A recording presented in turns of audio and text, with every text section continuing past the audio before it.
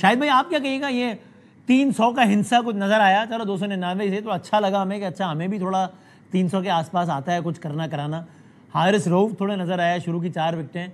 आपका ओवरऑल क्या तबसरा है आज के मैच पे? पहले तो मैं थोड़ी सी ये तस्दीक कर दूं कि श्रीलंका हमसे नीचे नहीं है, हमसे रैंकिंग में एक दर्जा ऊपर है। 4 हैं वो, हम 5 हैं।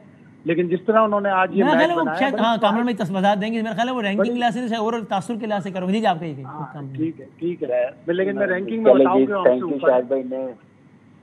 जी नहीं, नो प्रॉब्लम। हम अपने प्रोग्राम को अच्छा बनाने के लिए कोई भी चीज ऐसी ना कहेंगे जो लोग नाजरीन आजकल बहुत ही ज्यादा अक्लमंद है, वो फौरन एक चीज को पकड़ के बैठ जाते हैं।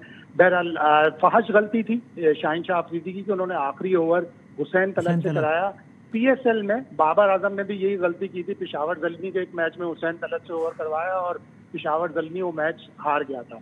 तो इस तरह की गलती अगर किसी और टीम के साथ जिसके टेल एंडर्स और भी ज्यादा अच्छे होते हैं और ये ऑलमोस्ट रन बन जाते हैं, अगर हुसैन तलत की एक आध वाइड और निकलती है, एक आध चौका हो जाता, तो आपको पूरा जीता हुआ मैच आप 210 पे 7 आउट करने के बाद वहां से आप 300 रन चेज करवा लेते। तो बहुत ही बड़ी फास्ट गलती थी।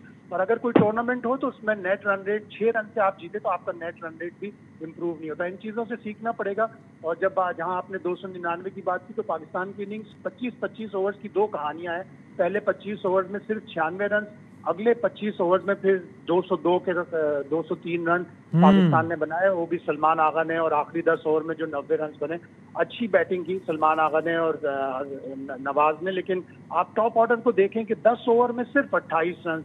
बाबर आजम ने जो 51 गेंदें खेली उसमें 32 डॉट, फखर ने जो 55 गेंदें खेली उसमें 35 डॉट बॉल है। तो ये आप टॉप ऑर्डर आपका बुरी तरह से फ्लॉप हो रहा है, फेल हो रहा है। आप सही 11 सेलेक्ट नहीं कर रहे।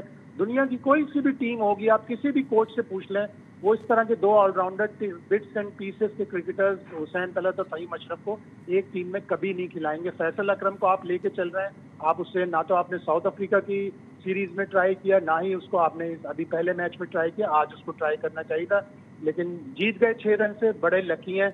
वरना ये जो गलती की थी आखिरी ओवर की, ये पाकिस्तान को बड़ा महंगा साबित हुआ। हाँ, और ये ज़ाहिर है बाबर पाकिस्तान के स्टार प्लेयर है और बहुत अरसे से बैट पैच चल रहा है। ठीक है, बीच में एक सेंचुरी आई थी तो बहुत अंडर डिस्कशन होते हैं। आप क्या समझते हैं पिछले मैच में डिस्कशन होता था, कामरान भाई का ये ख्याल था, शाहिद भाई आपकी क्या ओपिनियन है कि अगर बाबर अब मजीद, उन्होंने कहा था कि अगले मैच में ना चल रहे तो फिर शायद कुछ मैच कई मैचों के लिए ड्रॉप होंगे। आपकी गालिबन मुझे अगर सही याद पड़े राय थी कि एक मैच में नहीं लेकिन कुछ मैचों का और चांस दे दें। लेकिन अगेन आप ये समझते हैं कि it is high time for Babar Azam to prove, वरना फिर दोबारा उनको बेंच में बैठना पड़ेगा एक मैच बाद या 3 मैच बाद, जो भी बेंच में बैठना पड़ेगा for some time then.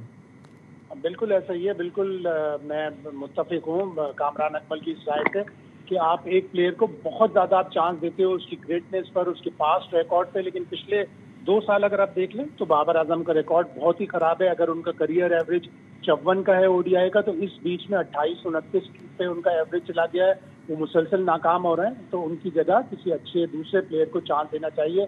Kamran गुलाम को हमने ट्राई किया, उन्होंने साउथ अफ्रीका में एक बड़ी धुआंधार 50 की थी, उसके बाद से उनको बिठा दिया ये कहकर कि उनकी फील्डिंग खराब है।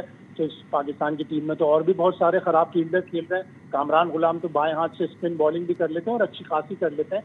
तो आपको सोचना पड़ेगा। और ये वनडे की जब रन नहीं बनाएंगे और उनको T20 में लिया हुआ है, वहां पे भी उनकी परफॉर्मेंस मुतासिर हो।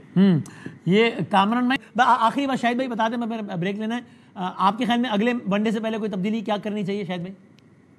खिलाना चाहिए, फैसल अकरम को जरूर खिलाना चाहिए, इसलिए कि वो अच्छा स्पिनर है। और फिर अबरार भी अगर उनकी तबीयत ठीक हो जाएगी तो वो भी वापस आए। थैंक यू सर, बहुत शुक्रिया दोनों मेहमानों।